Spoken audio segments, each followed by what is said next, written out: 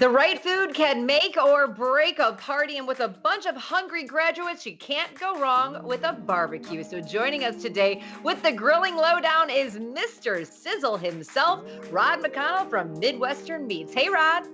Hello, Jane. So good to be here with you to talk about graduation and the kids and barbecue.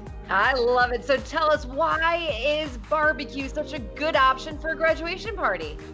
Jane, there's several reasons. Number one, on the barbecue, it's easy to prepare. I'm all about easy. Make it easy. Number two, it's easy to hold. People don't think about holding the food hot. That's what makes catering. It's got to be hot. So you got to make it hot. What's easy? Once you get it out of your oven or you make it hot, you put it in the container, it stays hot. So it's really easy. But Jane, the number one reason why you do barbecue for graduation, everybody loves barbecue. Win, win, win. We love Yes. that. And tell me, what is the winning situation for the types of meats we should serve at our barbecue?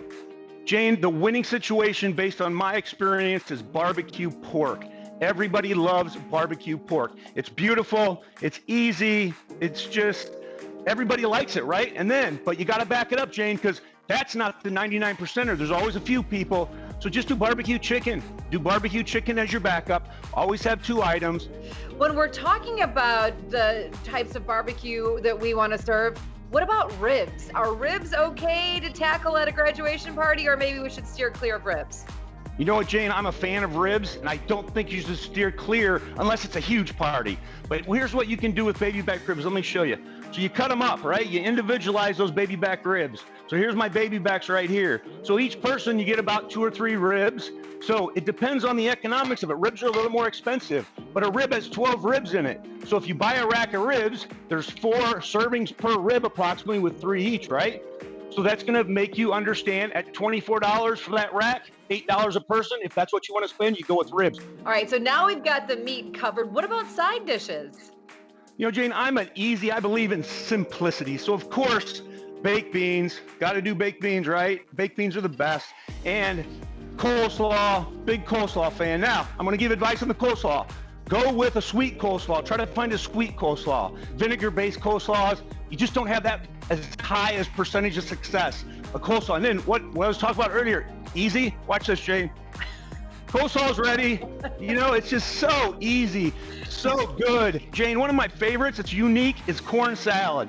Unique and easy, and people are going to come to the line, they're going to see it, and they're going to go, what's that? Then they're going to go home and make it the next day, Jane, I guarantee you. Corn, avocado, bacon, cilantro, green onion.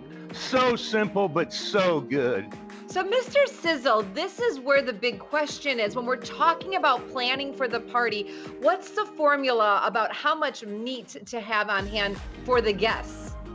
You know, Jane, ideally you have 1/3 of a pound a person when it comes to a barbecue. When it comes to your sides, you can go 1 to 4, 1 to 5 per pound because they won't get as much of the sides. So if you think of those numbers, if you buy a pork butt and you're going to go home and cook it, well, the pork butt's going to shrink down half. Then you're going to have your meat that's left over, add sauce to it, add another pound, pound and a half. That's how you easily come up with your numbers. Very simple to do. I love it, Mr. Sizzle. Great information. Thank you so much. Right on, Jane. Eat better, everybody. For more information, just head to their website.